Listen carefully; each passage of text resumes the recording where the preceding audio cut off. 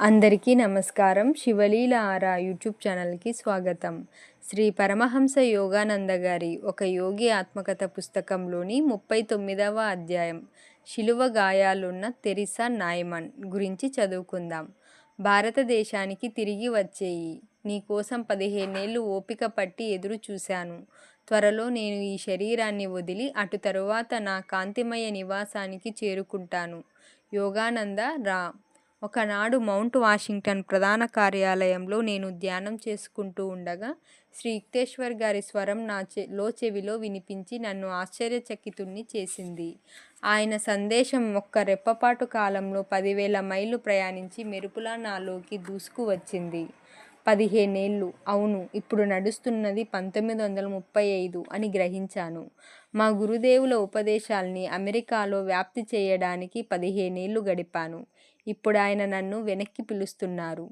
తరువాత కొద్ది వ్యవధిలో నా మిత్రుడైన శ్రీ జేమ్స్ జే లిన్కు నా అనుభవం చెప్పాను. ప్రతిరోజు క్రియాయోగ సాధన వల్ల ఆయన పొందిన ఆధ్యాత్మిక అభివృద్ధి గణనీయతను బట్టి నేను ఆయన్ని తరచుగా సెయింట్ లిన్ అని పిలుస్తుండేవాణ్ణి. సనాతన యోగ పద్ధతి ద్వారా ఆత్మసాక్షాత్కారం పొందే నిజమైన ఋషుల్ని పాశ్చాత్య దేశాలు కూడా తయారు చేస్తాయని బాబాజీ చెప్పిన జోస్యం నెరవేరడం ఈయన్ని మరికొందరు పాశ్చాత్యుల్ని చూసినప్పుడు గ్రహించి సంతోషించాను. నా ప్రయాణాల ఖర్చుకు తామే విరాళం ఇస్తామని పట్టుబట్టి ఔదార్యం చూపించారు లిన్. ఆర్థిక సమస్య అలా పరిష్కారం అవడంతో నేను యూరప్ గుండా ఇండియాకు ఓడలో ప్రయాణం చేయడానికి ఏర్పాట్లు చేసుకున్నాను.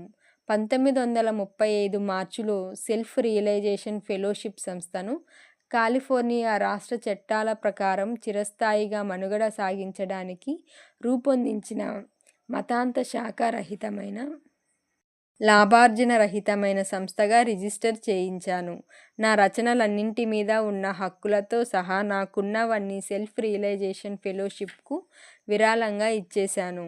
అనేక ఇతర మత విద్యా సంస్థల్లాగే సెల్ఫ్ రియలైజేషన్ ఫెలోషిప్ కూడా సభ్యులు, ప్రజలు అందించిన ధర్మనిధుల మీద, విరాళాల మీద ఆధారపడింది. నేను మళ్ళీ వస్తాను, అమెరికాని ఎన్నడూ మర్చిపోను అని చెప్పాను నా విద్యార్థులకు. ప్రేమాస్పదులైన మిత్రులు కొందరు లాస్ ఏంజలీస్లో నాకిచ్చిన వీడుకోలు విందులో వాళ్ళ మొహాల వైపు చాలాసేపు చూసి కృతజ్ఞతతో ఇలా అనుకున్నాను: ప్రభూ, ఒకే ఒక ప్రదాతవు నువ్వేనన్న సంగతి గుర్తుంచుకున్నవాడికి మత్యుల్లో స్నేహమాధుర్యం కొరవడ్డం ఉండదు. 1935 జూన్ 9న న్యూయార్కులో యూరోపా అనే ఓడలో బయలుదేరాను. నాతో పాటు 2 విద్యార్థులు వచ్చారు. నా కార్యదర్శి Shri C. Richard Wright, Cincinnati వాస్తవ్యురాలైన ఒక పెద్ద వయసావిడ మిస్ ఎట్టి బ్లెట్ష్. అంతకు ముందు వారాల హడావిడికి భిన్నంగా స్వాగతించదగిన రీతిలో సముద్రయానపు రోజులు ప్రశాంతంగా గడిచాయి. చాలా ఆనందం పొందాము. అయితే మా విశ్రాంతి కాలం స్వల్పమే అయింది. ఆధునిక నౌకల వేగానికి విచారకరమైన లక్షణాలు కొన్ని ఉన్నాయి. ఉత్సుకత ఉన్న యాత్రిక బృందాలన్నింటిలాగే మేము అతి విస్తారము, ప్రాచీనము అయిన లండన్ నగరంలో బాగా తిరిగాము. నేను వచ్చిన మర్నాడు కాక్స్టన్ హాలులో ఏర్పాటైన పెద్ద సభలో ఉపన్యాసమిమ్మని నన్ను ఆహ్వానించారు. అక్కడ సర్ ఫ్రాన్సిస్ యంగ్ హస్బెండ్ నన్ను లండన్ శ్రోతలకు పరిచయం చేశారు. మా బృందం స్కాట్లాండ్లో సర్ హ్యారీ లాడర్ గారి ఎస్టేట్లో ఆయన అతిథులుగా హాయిగా ఒకరోజు గడిపాం. ఆ తర్వాత మా బృందం ఇంగ్లీష్ ఛానల్ దాటి యూరప్ ఖండంలో ప్రవేశించాం. నేను బవేరియాకు ప్రత్యేక యాత్ర చేయాలనుకోవడమే దానికి కారణం. కానర్స్రాత్లో ఉండే తెరిసా నాయ్మన్ అనే గొప్ప క్యాథలిక్ మార్మిక భక్తురాల్ని దర్శించడానికి నాకిదే ఒకే ఒక అవకాశమని భావించాను. కొన్నాళ్ల కిందట నేను ఒక వ్యాసంలో తెరిసా గురించి వచ్చిన విస్మయం కలిగించే సమాచారం చదివి ఉన్నాను. అది ఏమిటంటే 1898 గుడ్ ఫ్రైడే నాడు జన్మించిన తెరిసా 20వ ఏట ఒక ప్రమాదంలో గాయపడింది. ఆమె గుడ్డిదయింది. పక్షవాతం వచ్చింది. 1923లో లిటిల్ ఫ్లవర్గా పేరుగొన్న సెయింట్ తెరిసా ఆఫ్ లిసియోకు చేసిన ప్రార్థన వల్ల అలౌకిక రీతిలో ఆమెకు మళ్ళీ చూపు వచ్చింది. ఆ తరువాత తెరీసా నాయిమన్ అవయవాలకు తక్షణమే రోగ నివారణ జరిగింది. తెరీసా 1923 నుంచి అన్నపానీయాలు పూర్తిగా మానివేసింది. కానీ దైవప్రసాదంగా పలచని రొట్టె ముక్క మాత్రం మింగుతుంది. 1926లో తెరీసా తల మీద, రొమ్ము మీద, చేతుల మీద, పాదాల మీద క్రీస్తు పవిత్ర గాయాలు కనిపించాయి.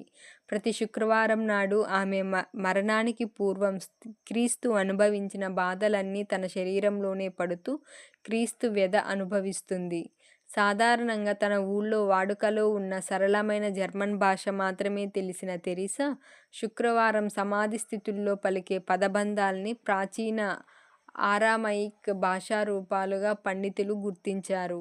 అంతర్దర్శనాల్లో ఆమె సముచిత సమయాల్లో హీబ్రూ కానీ గ్రీకు గానీ మాట్లాడుతుంది.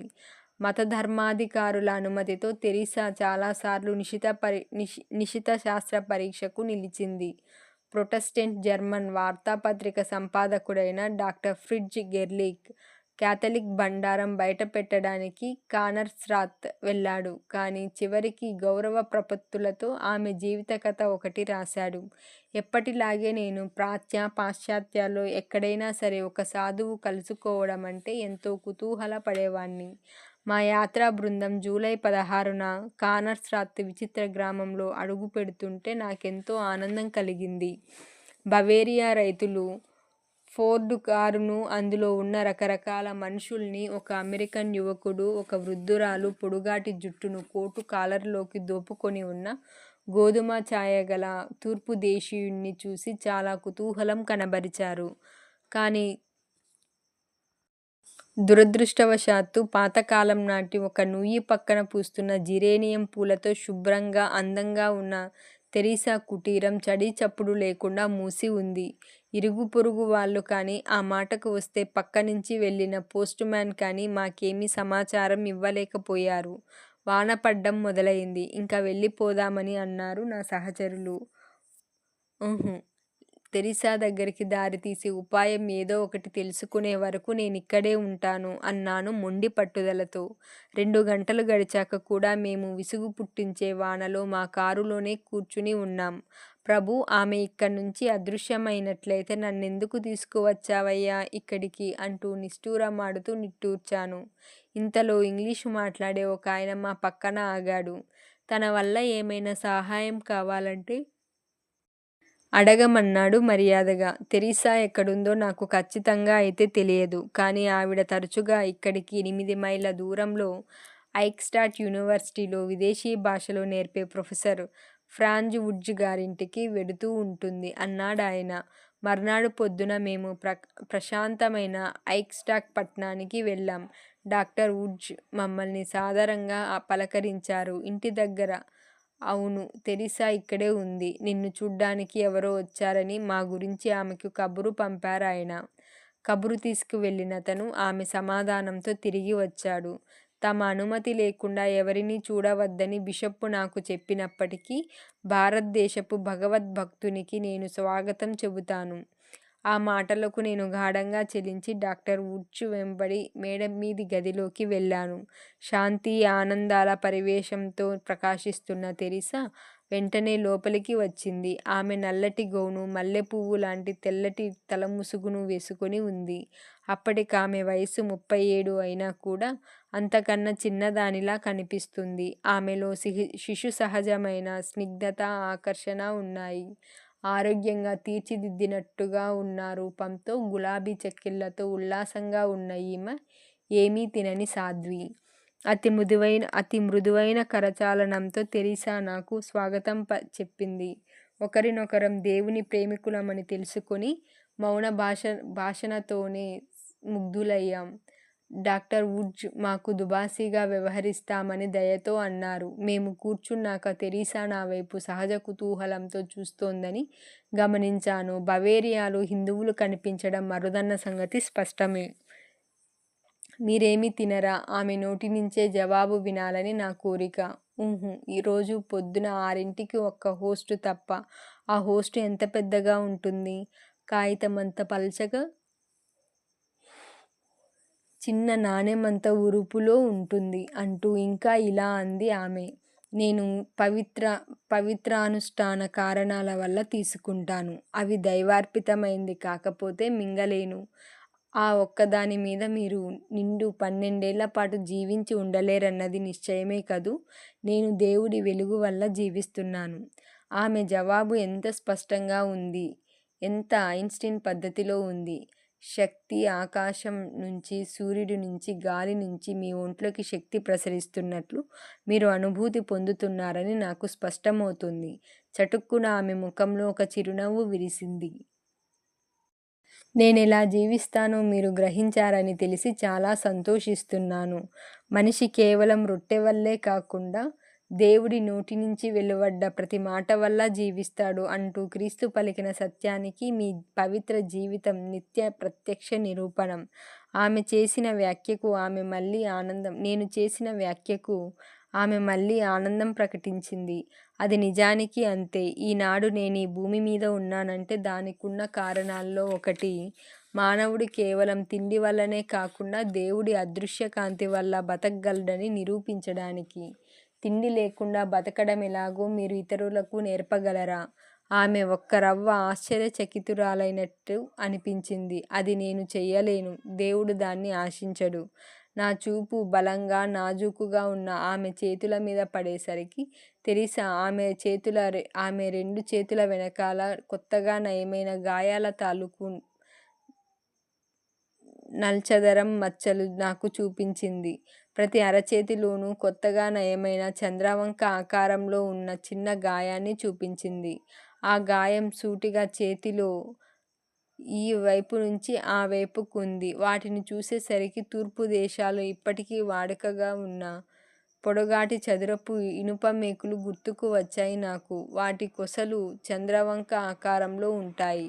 అటువంటి మేకులు పడమటి దేశాల్లో ఎన్నడూ చూసిన గుర్తులేదు. ఆ సాధ్వి వారం వారం తనకు అనుభవంలోకి వచ్చే సమాధి స్థితుల గురించి కొంత చెప్పింది. నిస్సహాయురాలైన ప్రేక్షకురాలిగా క్రీస్తు వ్యధనంతా గమనిస్తూ ఉంటాను. ప్రతి వారం గురువారం నడిరాత్రి నుంచి శుక్రవారం మధ్యాహ్నం 1 గంట వరకు ఆమె గాయాలు విచ్చుకొని నెత్తురు ఓడుతుంది. మామూలుగా ఆమెకుండే 121 పౌండ్ల బరువులో 10 పౌండ్లు తగ్గిపోతుంది. తెరీసా సానుభూతిపూర్వకమైన ప్రేమతో బాధపడుతూ ఉన్నప్పటికీ కూడా వారం వారం కలిగే ప్రభువు అంతర్దర్శనాల కోసం ఆనందంగా ఎదురుచూస్తూ ఉంటుంది. బైబిలు కొత్త నిబంధనలో గ్రంథస్థమైన ప్రకారం యేసు జీవితము, ఆయన్ని శిలువ వేయడము అన్న వాటి చారిత్రక యథార్థతను క్రైస్తవులందరికీ తిరిగి ధృవపరచడానికి, ఆ గలీలియా గురువుకు ఆయన భక్తులకు ఉండే శాశ్వతానుబంధాన్ని నాటకీయంగా ప్రదర్శించడానికి దేవుడు ఆమె విచిత్ర జీవితాన్ని ఉద్దేశించాడని నేను వెంటనే గ్రహించాను. ప్రొఫెసర్ వుడ్స్ ఆ సాధ్వితో తమకు కలిగిన కొన్ని అనుభవాలు చెప్పారు. తెరీసాతో సహా మేము చాలామందిమి ప్రకృతి దృశ్యాలు చూడ్డం కోసం తరచుగా జర్మనీ అంతటా రోజుల తరబడి తిరుగుతూ ఉంటాం అన్నాడాయన. కొట్ట వచ్చేటట్టు కనిపించే భేదం ఏమిటంటే మేమందరం రోజుకు 3 సార్లు భోజనాలు చేస్తూ ఉంటే తెరీసా ఏమీ తినదు. అసలు అలసటన్నదే అంట పట్టనట్టు గులాబీ పువ్వులా తాజాగా ఉంటుంది. మేమందరం ఆకళ్లతో నకనకలాడుతూ చొరబడ్డానికి దారి పక్క హోటళ్ల కోసం చూస్తూ ఉంటే తెరీసా కులాసాగా నవ్వుతూ కూర్చుంటుంది.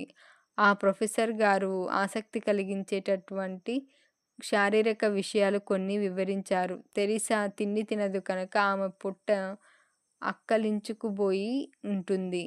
ఆమెకు మలమూత్ర విసర్జనలు లేవు. కానీ ఆమెలో చెమట గ్రంథులు మాత్రం పనిచేస్తున్నాయి.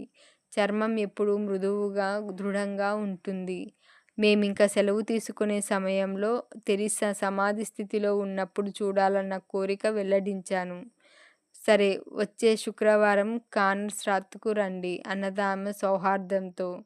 బిషప్ మీకు అనుమతి పత్రం ఇస్తారు. మీరు నా కోసం వెతుక్కుంటూ ఐక్స్టాడ్ దాకా వచ్చి కలుసుకున్నందుకు చాలా సంతోషం. తెరీసా నా చేతుల్ని మెల్లగా చాలాసార్లు ఊపి మా బృందంతో పాటు వీధి గుమ్మం దాకా వచ్చింది. శ్రీ రైట్ కారులో అమర్చి ఉన్న రేడియో మీట తిప్పాడు. ఆసక్తి నిండిన ముసిముసి నవ్వులతో ఆ సాధ్వి దాన్ని పరిశీలించింది. ఇక కుర్రవాళ్ళు తొంబలుగా పోగవటంతో ఇంట్లోకి వెళ్ళిపోయింది. ఆమెను ఒక కిటికీ దగ్గర చూశాం. ఆమె చిన్నపిల్ల మాదిరిగా మా వైపు చెయ్యి ఊపుతూ తొంగి చూసింది. ఆ మర్నాడు తెరిసా సోదరులిద్దరితో ముచ్చటించాం. వాళ్ళు చాలా దయగల వాళ్ళు, కలుపుగోలు మనుషులు. ఆ సంభాషణలో మాకు తెలిసింది ఏమిటంటే ఆ సాధ్వి రోజుకు 1-2 గంటలు మాత్రమే నిద్రపోతుంది. ఒంటిమీద అనేక గాయాలున్నా కూడా ఆమె మంచి చురుకుగా, సత్తువగా ఉంటుంది. ఆమెకు పక్షుల పట్ల ప్రేమ, చేపల పెంపకం తొట్టి ఒకటి చూసుకుంటూ వాటికి సంరక్షణ చేస్తూ ఉంటుంది.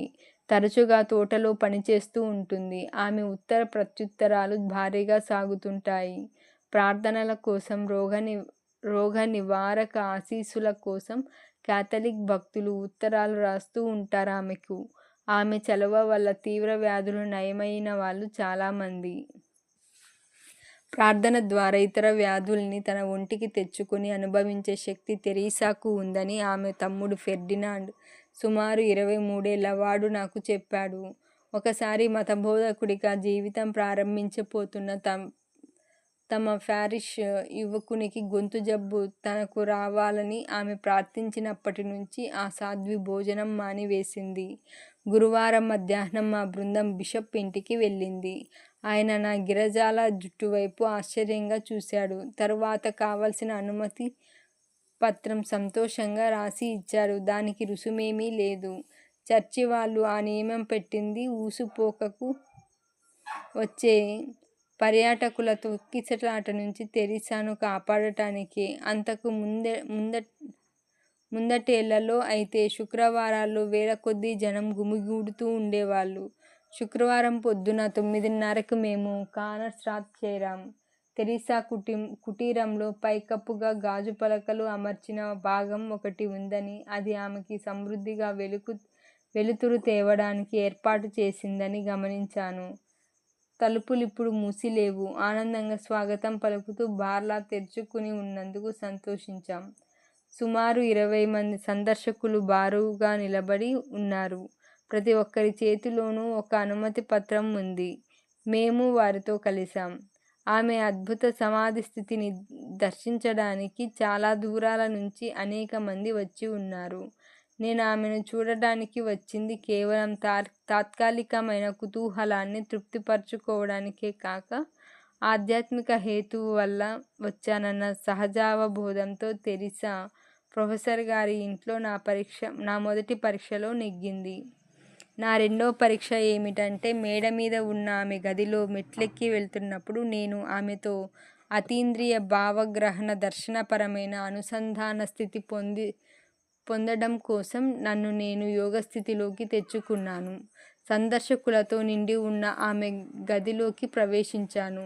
ఆమె తెల్లటి దుస్తులతో పక్క మీద పడుకొని ఉంది. నాకు సరిగా వెనకాల శ్రీ రైట్ ఉన్నాడు. గుమ్మంలో అడుగుపెట్టి విచిత్రంగా, అత్యంత భయంకరంగా ఉన్న దృశ్యాన్ని చూసి విస్మయం చెంది అక్కడే ఆగిపోయాను. తెరీసా కింది కనురెప్పల నుంచి నెత్తురు అంగుళం వెడల్పు ధారగా పలుచగా ఎడతెరిపి లేకుండా ప్రసవించింది. ధారగా పలుచగా ఎడతెరిపి లేకుండా స్రవించింది. ఆమె చూపు నుదిటి మధ్యలనున్న జ్ఞాననేత్రం వైపు కేంద్రీకరించి ఉంది. ఆమె తలకు చుట్టి ఉన్న గుడ్డ ముళ్ళ కిరీటం తాలూపు గాయాల నుంచి వచ్చిన నెత్తుటితో తడిసి ముద్దయింది. ఆమె గుండెల మీదున్న తెల్లటి వస్త్రం మీద ఎర్రటి మరక అయింది. అనేక యుగాల కిందట సైనికుని బల్లెపు పోటుతో చివరి అవమానాన్ని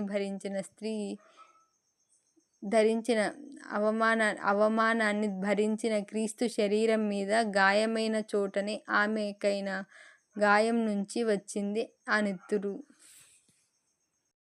మాతృవాత్సల్యంతోనూ ప్రార్థనాపూర్వకంగానూ చూపే చేష్టగా చాపి ఉన్నాయి తెరీసా చేతులు. ఆమె ముఖంలోని అభివ్యక్తి వ్యథాభరితంగానూ దివ్యంగానూ కూడా ఉంది. ఆమె చిక్కిపోయినట్టు, లోపలా బయటా కూడా అనేక రకాలుగా సూక్ష్మంగా మారినట్టు కూడా ఉంది. ఆమె ఏదో విదేశీ భాషలో గొణుగుతూ తన అధిచేతన దర్శనంలో గోచరిస్తున్న వ్యక్తుల్ని చూసి కొద్దిగా వణుకుతున్న పెదవులతో మాట్లాడింది. నేను ఆమెతో అనుసంధానమై ఉన్నందువల్ల ఆమె అంతర్దర్శనాల్లోని దృశ్యాల్ని చూడటం ప్రారంభించాను. అపహాస్యం చేస్తున్న జనసమూహాల మధ్యలో శిలువ కొయ్యలు మోసుకు వెళ్తున్న ఏనుగును గమనిస్తోందామె. గాబరాగా చటుక్కున తల ఎత్తింది. ఒక భారం కింద ప్రభువు పడిపోయాడు. అంతర్దర్శనం అదృశ్యమైంది. గుండె తరుక్కుపోయే జాలితో తెరీసా బరువుగా తలగడ మీదికి వాలిపోయింది. సరిగ్గా ఈ సమయంలో నా వెనకాల దబీమని చప్పుడయింది. ఒక్క క్షణం తల తిప్పి చూశాను. సాగిలపడ్డ ఒక శరీరాన్ని 2 మనుషులు సాయం పట్టి తీసుకువెళ్ళడం గమనించాను. అప్పటికింకా నేను గాఢమైన అధిచేతన స్థితిలోంచి బయటకి వస్తున్నందువల్ల పడిపోయిన మనిషిని వెంటనే పోల్చలేకపోయాను. మళ్ళీ నా కళ్ళని తెరీసా ముఖం మీద నిలిపాను. నెత్తుటి వాగుల వల్ల చావు దగ్గర పడ్డవాడి ముఖం పాలిపోయినంతగా పాలిపోయిన ఆమె ముఖం ఇప్పుడు పరిశుద్ధతను, పవిత్రతను ప్రసరింపజేస్తూ ప్రశాంతంగా ఉంది అంటూ అటు తర్వాత నా వెనకాల శ్రీ రైట్ను చూశాను. అతను చెంపకు చెయ్యి ఆంచుకొని నిలబడ్డారు. చెంప నుంచి నెత్తురు ఓడుతోంది. డిక్, పడిపోయిన వాడివి నువ్వా? అంటూ ఆదుర్దాగా అడిగాను. అవునండి. ఆ భయంకర దృశ్యం చూసి మూర్ఛపోయాను. బాగుంది. తిరిగి వచ్చి ఆ దృశ్యాన్ని మళ్ళీ చూసే ధైర్యం ఉంది నీకు అన్నారు ఓర్పుగా కాసుకొని ఉన్న యాత్రికుల బారును గుర్తు చేసుకొని నేను శ్రీ రైట్ మౌనంగా తెరీసాకు వీడ్కోలు చెప్పి ఆమె పవిత్ర సన్నిధి నుంచి బయటకి వచ్చాము. ఆ మర్నాడు మా బృందం దక్షిణ దిశకు సాగింది. తూర్పు బల్ల మీద ఆధారపడక్కర్లేకుండా పల్లెపట్టుల్లో ఎక్కడ కావాలనుకుంటే అక్కడ మా ఫోర్డు కారును ఆపగలిగినందుకు సంతోషించాం. Germany, Holland, France, Swiss Alps గుండా మేము ప్రయాణం సాగించిన యాత్రలో ప్రతి క్షణం మమ్మల్ని ఆనందభరితుల్ని చేసింది. ఇటలీలో అసిసికి ప్రత్యేకంగా ప్రయాణం పెట్టుకున్నాము. వినయస్వరూపుడైన సెయింట్ ఫ్రాన్సిస్ గౌరవార్థం ఏర్పాటు చేసుకున్నదది. గ్రీసుతో మా యూరప్ పర్యటన ముగిసింది. అక్కడ మేము ఎథీనియన్ హిందూ దేవాలయాలు సందర్శించాం. సాధసత్తముడైన సోక్రటీస్ తన ప్రాణం తీసే విషం తాగిన ఖైదు కొట్టు చూశాము. ప్రతి చోటా తమ కల్పనలను చలువరాతి మీద సాక్షిభూతం కావించిన ప్రాచీన గ్రీకుల కళాకౌశలానికి ప్రతి ఒక్కరూ ముగ్ధులవుతారు. సూర్యకాంతితో ఉజ్వలమైన మధ్యధరా సముద్రం మీద ఓడలో ప్రయాణం చేసి పాలస్తీనాలో దిగాం. ఆ పవిత్ర భూమిలో రోజుల తరబడి తిరుగుతూ నా యాత్రకున్న విలువను బాగా తెలుసుకున్నాను. సున్నితమైన హృదయం గలవాడికి క్రీస్తు మహిమ పాలస్తీనా అంతటా వ్యాపించి ఉన్నట్టు తెలుస్తుంది. బెత్లెహేములో, గెత్సేమేన్లో, కాల్వరీలో, పవిత్రమైన మౌంట్ ఆఫ్ ఆలివ్స్ దగ్గర, జోర్డాన్ నదీ తీరంలో, గలీలీ సముద్ర తలంలో భక్తి పురస్సరంగా నేను ఆయన పక్కనే నడిచాను. మా బృందం బర్త్ మాంజర్, యోసేపు వడ్రంగం కొట్టు, లాజరు గోరి, మార్తా మేరీల ఇల్లు, కడపటి రాత్రి విందు జరిగిన హాలు సందర్శించింది. పురాతన చరిత్ర మా కళ్ళ ముందు బహిర్గతమైంది. దృశ్యం తర్వాత దృశ్యంగా యుగయుగాంతరాలు దర్శించడం కోసం ఒకప్పుడు క్రీస్తు ప్రదర్శించిన దివ్యనాటకాన్ని నేను దర్శించాను. తరువాత ఈజిప్టు చేరాం. ఆధునికమైన కెరాయిలోను పురాతనమైన పిరమిడ్లను చూశాము. ఆ తర్వాత ఓడలో దీర్ఘమైన ఎర్ర సముద్రం దిగువకు, ఆ పైన విశాలమైన అరేబియా సముద్రం ఆవలికి ప్రయాణం చేశారు. ఇదే విశాలమైన భారతదేశం. ఇంతటితో అధ్యాయం పూర్తి.